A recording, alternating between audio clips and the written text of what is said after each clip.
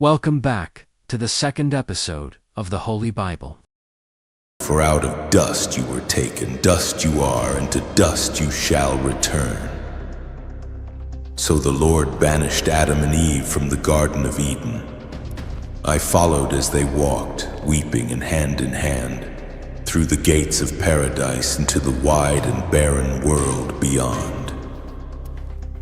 In time, the offspring of the woman will come, the promised one who will crush the serpent's head and redeem what has been lost. In those words, I heard a distant hope shining through the darkness of our exile. Yet as people multiplied over the earth, their hearts again turned to wickedness. In the generations after Adam, violence and corruption filled the world. God finally sent a great flood to cleanse the earth, sparing only righteous Noah and his family in an ark, along with pairs of every living creature. When the floodwaters receded, God set a rainbow in the clouds as a promise that never again would he destroy all life with water. Noah's descendants spread across the lands, and still the struggle between sin and grace continued. Many generations later, I found myself standing under the scorching sun of Egypt. The descendants of Noah's son Shem had become the people of Israel, and they were living as slaves in a foreign land. I saw them toiling under the lash of Egyptian taskmasters, building brick storehouses for Pharaoh. Their lives were made bitter with hard labor in mortar and brick, and their cries of suffering rose up to heaven. But God had not forgotten his people or his promises to their forefather Abraham. He heard their groaning and remembered the covenant he had made to make them a great nation. One day, far from the royal cities, I followed an 80-year-old shepherd up the side of Mount Horeb. His name was Moses, a Hebrew who had been raised in Pharaoh's palace but had fled Egypt long ago. As Moses guided his flock, he came upon a strange sight, a bush that burned with fire yet was not consumed. Moses turned aside, eyes wide in wonder. From the heart of the blazing bush, the voice of God called his name. "Moses, Moses!" Trembling, Moses answered, "Here I am." God told him to remove his sandals, for he stood on holy ground. I fell to my knees as the very presence of the Lord emanated from the flame. And God said, "I am the God of your father, the God of Abraham, Isaac, and Jacob." Moses hid his face, afraid to look at God. Then the Lord spoke words that filled my heart with hope. "I have surely seen the affliction of my people who are in Egypt. I have heard their cry because of their taskmasters, and I know their sorrows. I have come down to deliver them from the hand of the Egyptians and to bring them up to a good and spacious land, a land flowing with milk and honey. Come now, I will send you to Pharaoh to bring my people, the Israelites, out of Egypt." Moses stammered at the thought of facing mighty Pharaoh, protesting that he was not eloquent or worthy. But God assured him, "I will be with you." And when Moses asked what name he should give when the people asked who sent him, God answered, "I am who I am. Tell them I am has sent you." Thus commanded, Moses returned to Egypt with his brother Aaron as his spokesman. I entered the grand halls of Pharaoh with them. Pharaoh sat upon his throne draped in gold and flanked by snarling idols of Egypt's gods. Moses, gripping his wooden staff, delivered God's message. "Thus says the Lord, the God of Israel, let my people go so they may hold a feast to me in the wilderness." Pharaoh's eyes flashed with arrogance.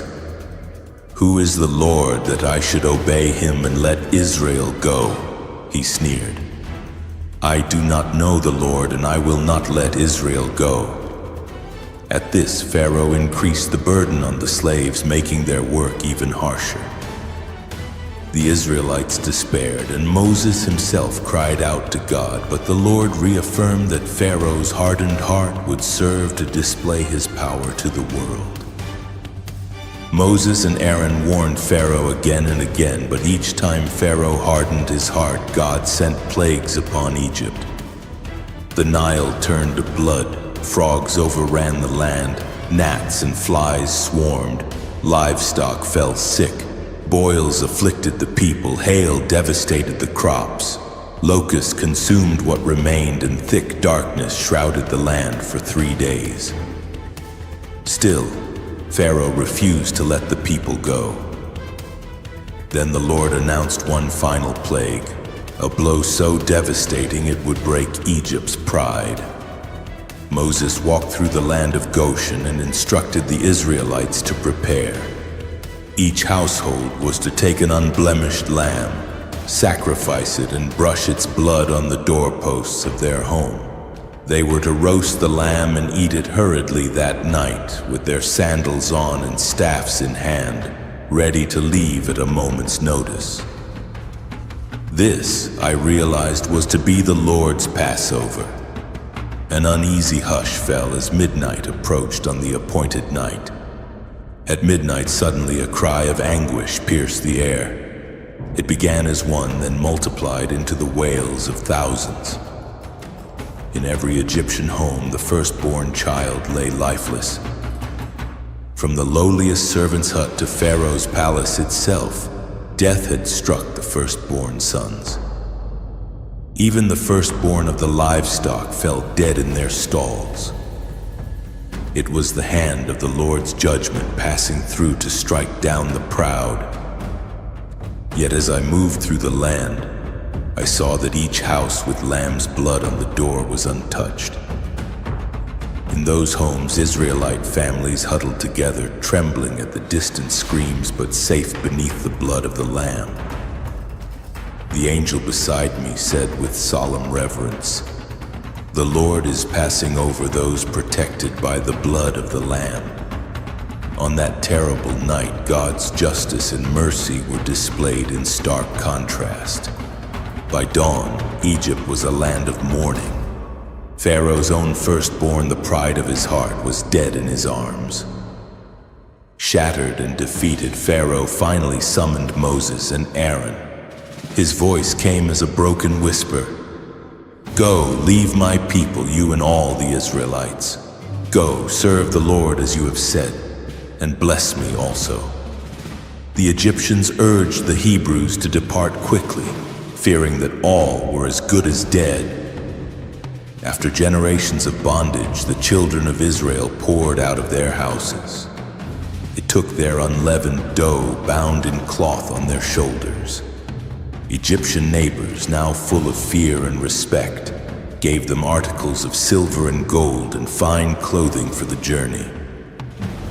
And so, after 430 years in Egypt, the people of Israel set out in a great exodus. About 600,000 men plus women and children, a vast multitude of former slaves, marched out of Egypt toward freedom. I joined their procession as they moved from the lush delta into the open wilderness. A pillar of cloud went before them by day, leading the way through the desert, and by night it became a pillar of fire glowing in the darkness to give light. It was the very presence of God guiding his people.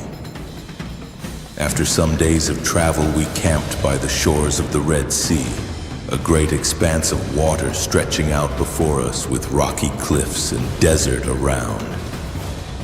Suddenly, on the horizon behind us, I saw dust rising and the glint of chariots in the sun. Pharaoh had once again hardened his heart, and now he was racing to recapture or kill the Israelites. His mighty army of horses, chariots, and soldiers bore down upon us. Terror spread through the Israelite camp as Pharaoh's forces drew near. Trapped between the sea's edge and Pharaoh's approaching army, the people cried out in despair.